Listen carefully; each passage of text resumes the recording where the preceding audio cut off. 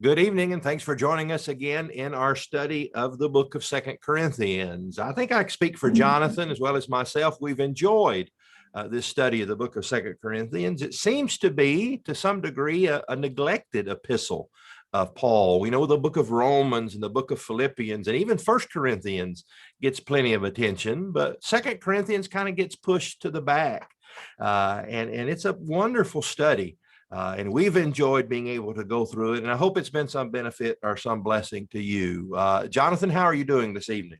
Doing well, just echoing your thoughts that it is a neglected book, and I've thoroughly enjoyed this study. It just is not, because there's kind of some physical discussion with some spiritual discussion lying right underneath it. Maybe it just strikes us as a little bit different from some of Paul's other stuff. And there may be some bias on our part because Paul has a lot to say about his role as a gospel preacher. That's true. Now, more specifically as an apostle. And so maybe there's some things that we can relate. Now, we can't relate to the beatings and the imprisonments and the stonings, but there may be something there that we can relate to. And I think all of us as Christians can relate to. Certainly, this section that we're going to look at tonight. Just a couple of days ago, I performed a funeral for one of the beloved members of our congregation, and I actually read this section of scripture at her funeral. And it's one of those that just puts things in perspective. And so, Jonathan, I had to break this section down into 3 different slides. We're going to look at 2 Corinthians chapter 4, verses 16 through chapter 5, verse 10. So our study tonight will span these section within 2 chapters there. And so I've had to break it down into 3 slides to get it to fit right. But Jonathan, if you could just get us started by reading this first section for us. 2 Corinthians 4, verses 16 through 18. So we do not lose heart. Though our outer self is wasting away, our inner self is being renewed day by day. For this light momentary affliction is preparing for us an eternal weight of glory beyond all comparison, as we look not to the things that are seen, but to the things that are unseen. For the things that are seen are transient, but the things that are unseen are eternal. The first thing that jumps out at us is this repeated phrase that Paul is going to use. He says a lot about the heart. He's going to talk about his heart being open wide to these Corinthians, but here he repeats the phrase, we do not lose heart. It seems to assume, doesn't it, that maybe others would have given up. And that's another way of saying it. We don't give up. We're not going to quit. There's a lot opposing us, a lot on the physical side that might be opposing our ministry and our work, but we're not going to give up. We do not lose heart despite everything else that's going on, despite certainly 2 big obstacles. One was the physical persecutions and the physical toil that the preaching of the gospel had on Paul, but also the opposition to that gospel that he talked about. Remember, he talked about Christ always leads us into triumph, even though to some it's the message of death unto death. And so that, as discouraging as it might be, Paul would say we do not lose heart. And I echo again what we said when we first saw this phrase in 2 Corinthians, that I would encourage all of my brethren, particularly my preaching brethren, to make this your motto. Don't give up. There's a lot that can discourage you in the work life of a Christian, in the work of the preacher of the gospel, but don't give up. Do not lose heart. Jonathan? Not calling you tremendously older than me, but you're, you got about 20 years on me, a little less than 20 years on me. It seems like there's a lot of our preaching brethren who are getting out of preaching right now. It seems that, a month doesn't go by that I hear someone getting out for numerous reasons, but sometimes because they have maybe lost heart. Do you feel like that's always been the case? You've got a little bit more history than me. Or does it maybe seem like just some things that are going on secularly in our culture at this time? Do you feel like maybe something more is happening right now? Well, and that's a good question. My observation is certainly limited. limited in time, but also limited in just those that I happen to know. But I think you're right. That's a good observation. It seems like there are more who are doing that. Now, I want to add this to that. Number one is you can remain a faithful Christian and go to heaven when you die and not be a preacher, even having been a former preacher. And so I don't want to be too critical in this regard. Remember, there's going to be no preachers in heaven. Or at least they're going to be in a separate section there, all talking to each other, probably. And so I don't want to be too critical of those, but I want to be encouraging. Is what I'm saying is encouraging that, yes, you're going to face obstacles. You're going to face difficulties, physical, and maybe in our situation, it might be more financial than it would be physical in the regard to what Paul had. But I encourage you to have that spirit of Paul. Paul was just like, nothing's going to cause me to quit. To preach the gospel, no obstacles, no difficulties. And I just want to encourage all of my brethren, particularly my preaching brethren, to don't lose heart, don't give up. Because we have to have the vision that Paul talks about in this section.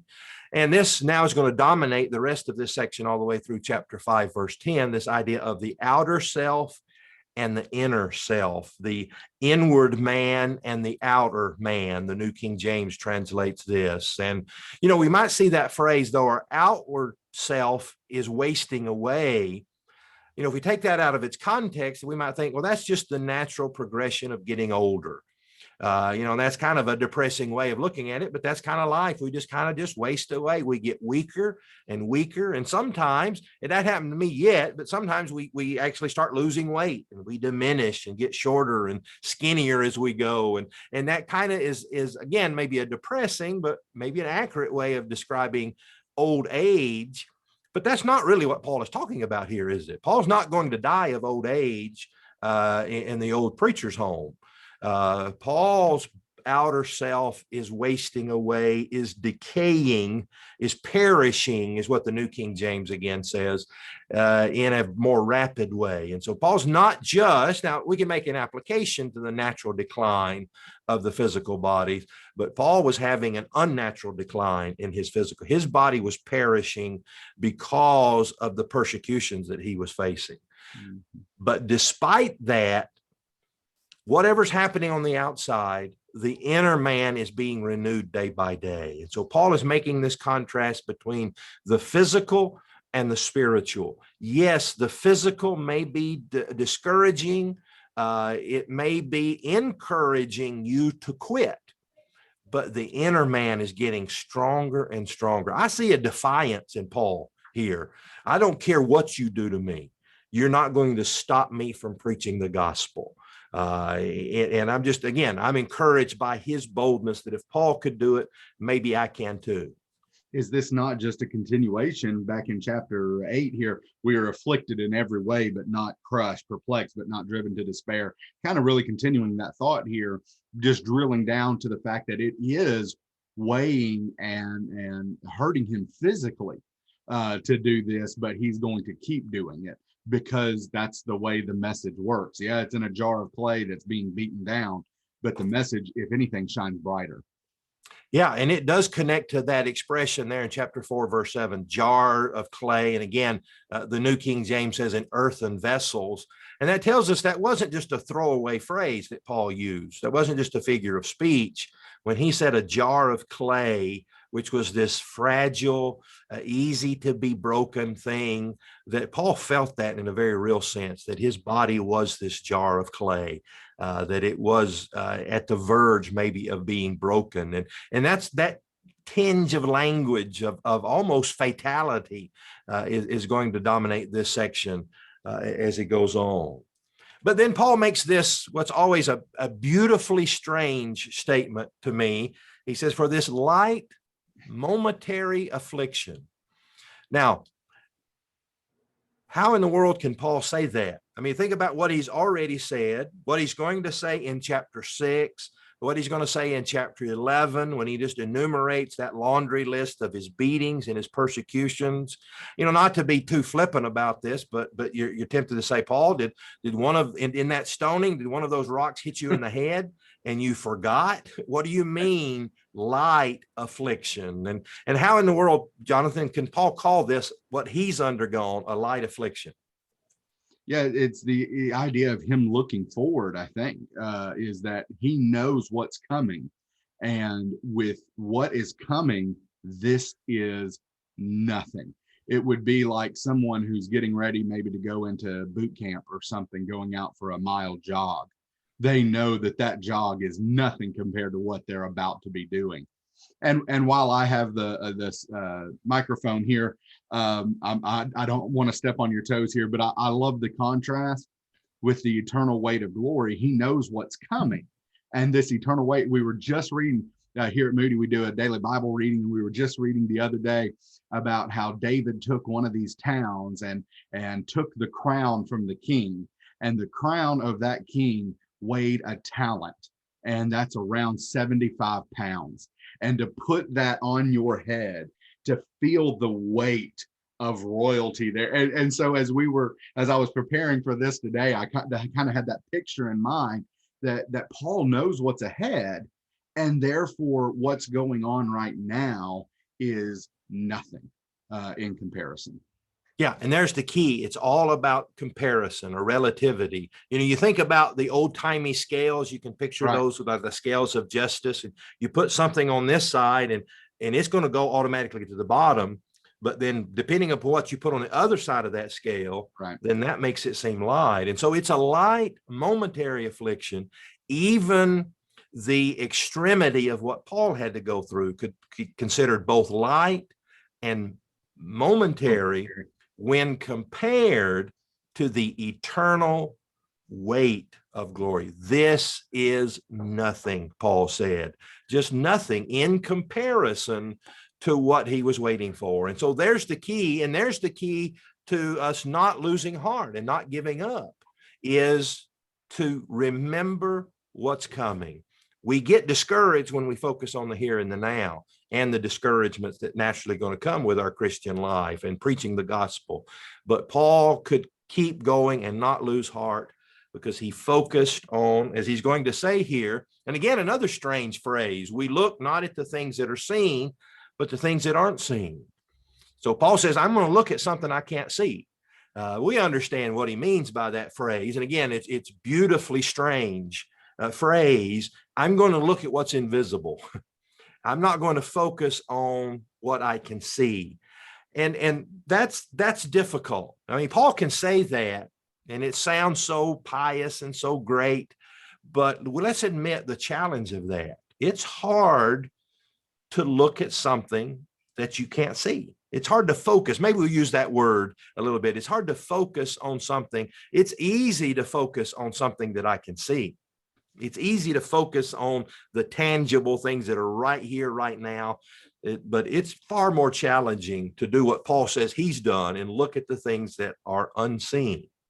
He likens himself to both Moses and Abraham in Hebrews 11 here. Abraham, in that he was looking for a city whose builder and founder was God, this place that he couldn't really see.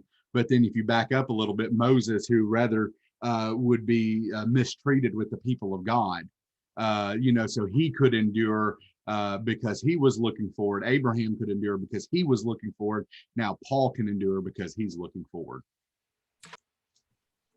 I think of it's almost like a surprise party, maybe for one of your children or a grandchild, and somebody special is going to come and they don't know. And so you're just saying, let's just wait. And that seems to be the idea that Paul has here, that yes, he could focus, if he was so inclined, at the persecutions, the beatings, the discouragement that he faced, even sometimes from his brethren. But Paul says, I've chosen not to look at that. I've chosen to focus on, as he goes on to say, the things that are eternal, because this is just transient. It's just temporary. All right, Jonathan, will you read this second section for us? For we know that if the tent that is our earthly home is destroyed, we have a building from God, a house not made with hands, eternal in the heavens. For in this tent we groan, longing to put on our heavenly dwelling, if indeed by putting it on we may not be found naked. For while we are still in this tent, we groan, being burdened, not that we would be unclothed, but that we would be further clothed, so that what is mortal may be swallowed up by life. He who has prepared us for this very thing is God, who has given us the Spirit as a guarantee. Okay, Paul, as he's wont to do, uses a lot of words here, and they kind of almost stumble over each other, but really we understand what he's saying here. We know that if the tent, that's our earthly house, is destroyed, we have a building from God. This whole section is a section of contrast, isn't it? Seen, unseen, light, weight, temporary, eternal.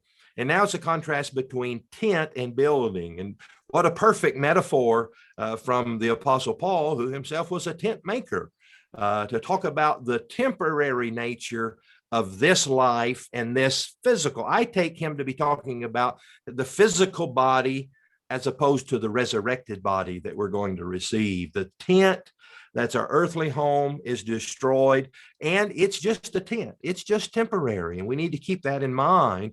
We have a building from God.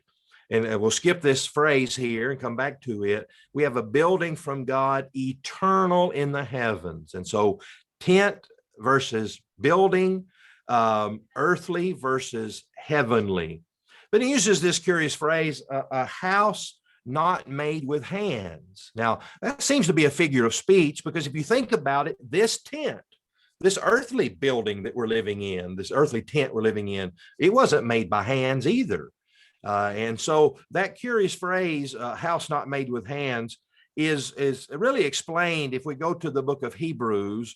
In Hebrews chapter 9 and verse 11, the Hebrew writer says, "But Christ came as high priest of the good things to come, with a greater and more perfect tabernacle, not made with hands, that is, not of this creation." And so the emphasis in the phrase "not made with hands" doesn't necessarily seem to be on the fact that it's not made with hands, because our physical body's not made with hands. But it seems to be, as the Hebrew writer points out, it's not of this creation. This is an earthly tent.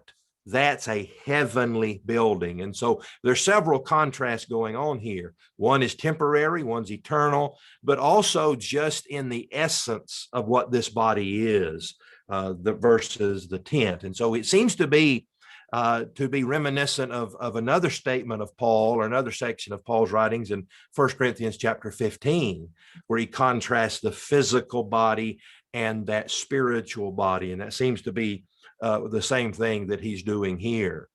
But while we're in this tent, this physical body, the body of this creation, he says we groan. Now attach this back to what he had said earlier about the outward man is perishing, the outward man is diminishing, and we groan. Boy, that evokes just almost a literal idea of that. You're around an older person for very long, you'll hear them groan. The physical body is making the groan. Paul probably did a lot of that because of the beatings, the persecutions that he was facing. You don't receive what he's going to talk about in chapter 6 and chapter 11. You don't receive that persecution without it having some kind of negative effect on your body. And so Paul says, we groan in this body, longing to put on our heavenly dwelling. Sometimes we're discouraged and beaten down by the bad things of this life, of cancer and disease and death and Alzheimer's and all those things that we face that make us groan in this mortal body. But Paul is reminding us that groaning actually has a benefit, has a blessing. It causes us to long for that heavenly dwelling. It's kind of like the house, the first house or first apartment that you lived in. It might have been very small and probably not very nice, but there was some benefit to that. It made you want something nicer. and it made you long and maybe appreciate that something nicer when you got it. And so the groanings in this body, as bad as they may be, they cause us to long for something better and something more eternal. Jonathan?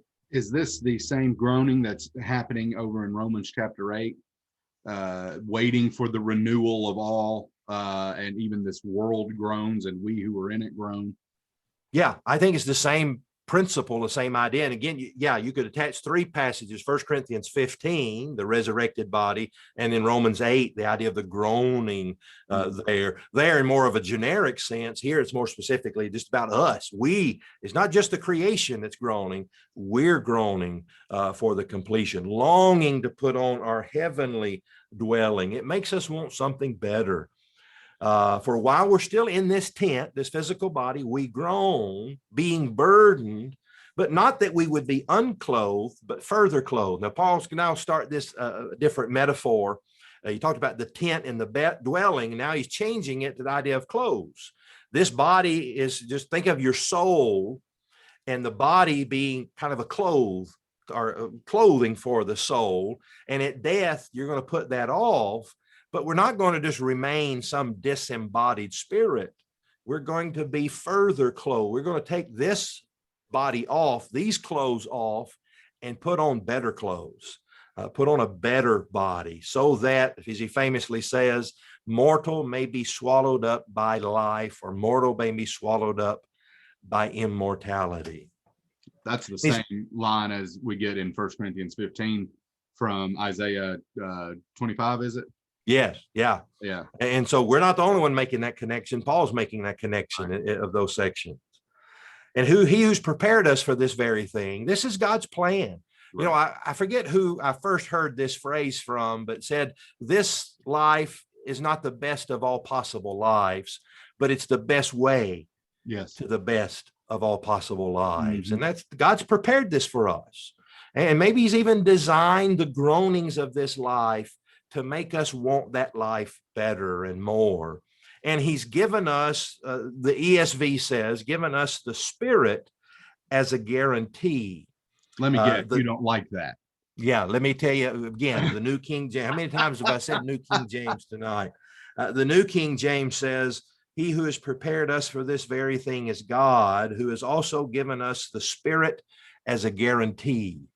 Still not, I don't think, the best translation there. I understand this to be the gift of the Holy Spirit, which is the spiritual resurrection, that we were dead in our trespasses and sins. We've been made alive. That spiritual resurrection foreshadows the physical resurrection that he's talking about here, that we've received the gift of the Spirit. That's our earnest. That's the down payment that we would receive this final payment, which is going to be the physical. So first the spiritual. We've been made alive spiritually as the guarantee that we'll be made alive physically. That's the promise, I think, that's being talked about here in this section. So at the very least, give it an uncapitalized S, a lowercase s. Yeah, could be that, certainly that. Yeah, and let the reader kind of decide what's going on here. To interpret that. But yeah, it's, and again, in all of these sections, the grammar allows for either the Spirit to be the gift itself, or the Spirit to be the giver. The gift of the Spirit can be either the gift is the Spirit, or it's a gift given by the Spirit. I take it to be a gift given by the Spirit, which is the promise or the guarantee of this resurrection. Right. All right, Jonathan, close us out with our third section here, please. All right, 2 Corinthians 5, this time verses 6 through 10. So we are always of good courage. We know that while we are at home in the body, we are away from the Lord, for we walk by faith, not by sight. Yes, we are of good courage, and we would rather be away from the body and at home with the Lord. So whether we are at home or away, we make it our aim to please him. For we must all appear before the judgment seat of Christ, so that each one may receive what is due for what he has done in the body, whether good or evil. You ready for a bad preacher joke here? Oh. This is what I call Paul's baseball section. Talks about being home or away. Right. And this kind of connects, there's a lot about baseball in the Bible. It talks about the big inning. in the beginning. So yeah, okay. I see Jonathan's eye roll there, but so he says, instead of we do not lose heart, we'll move on. We're of good courage. Here's why we don't lose heart. Here's why the things of this life, yes, we groan about them. They cause us to groan, but that's really a positive. That just makes us want the eternal redemption even more. And we do not lose heart. We do not lose courage. We're of good courage because we know where this is headed. Jonathan? Is this not the difference between maybe the words we would use, happy and joyful? Paul's not happy to be getting beatings. He's not taking these rocks to the head and the back and the neck and the chest and thinking, oh, this is great. But he knows what it's leading to. Therefore, he can, oddly enough, joyfully endure it because of what it's leading to. And so, yeah, these bad things are happening, but we don't lose heart. We're still of good courage. We can still maintain some level of joy. Happiness is kind of momentary and fleeting and present. Joy seems to have this long lasting, eternal quality to it. Yeah, that normal human happiness is based on circumstances and goes up and down with those circumstances. But this good courage, this joy you talked about, is based upon something that's eternal and fixed. It doesn't change. And so he says, and again, a famous verse here, we walk by faith and not by sight. Just really the idea, again, that we look at the things which are not seen. This is the basis of not just our faith, not just our Christian walk, but it's the basis of, as you said, our joy, and it's our basis for maintaining the work that we're doing in spite of the negative circumstances. We walk or we live by faith, not by sight. We're not looking at the things which are seen, but the things which are not seen. Oh, sorry, got ahead of myself there. And so he uses, again, as Paul does with this home and away language, it just the words just fall all over himself, that whether we're away from the body and at home with the Lord, or whether we're home or away, we understand what he's talking about, whether we're alive or dead. He's saying, whether I'm in this body or I'm in that eternal body, we make it our aim to please him. Seems to me that what he's saying is whether I'm going to die tomorrow or whether it's 10 years from tomorrow, I'm going to be faithful to God, because I look at that which is not seen. And he reminds us, and how appropriate here, that we must all appear before the judgment seat of Christ. There was a judgment seat in the city of Corinth, where the judge would sit and pass these rulings. And so they would have been very familiar with that. And so he's saying, you live for there, not for now, because you're going to have to stand before a judge one day, and you'll have to give an account for what you do now. And so we don't look at now, we don't make that our focus, but we live our lives now with that as our focus. And that gives us the motivation to be a faithful Christian and to be prepared for that judgment day. It's a little bit of a paradox that while we are in the flesh, we don't look at things that are seen. And then when we have this spiritual body, however that's going to be, whatever that's going to be like, then we won't be walking by faith then, because we will see him, First John says, as he is. And so now, while in the flesh, we don't look at fleshly things that are seen. When we're in the spirit, we will be able to see it. And it's just kind of a little bit of a paradox there, of how that's all going to unfold and what we have to keep in mind. Yeah. When we're in that body, we'll look back with the judge of all the things that we've done in the body, whether good or evil, and we'll have to give an account for those. And so how we order our lives, how we live morally, spiritually, but also how we live in the sense that we don't give up the fight, is based upon where we have our attention, where we have our eyes set, and where we have our focus. What an encouraging passage. Mark this passage in your Bible. And when you get discouraged and beat down, read this. Think about Paul saying these words in the midst of his own discouraging time. So, well, thanks for joining us. And we hope that you'll join us next Monday night at 6:30, where Jonathan will pick us up in our study in 2 Corinthians chapter 5, verse 11. And until then, don't lose heart.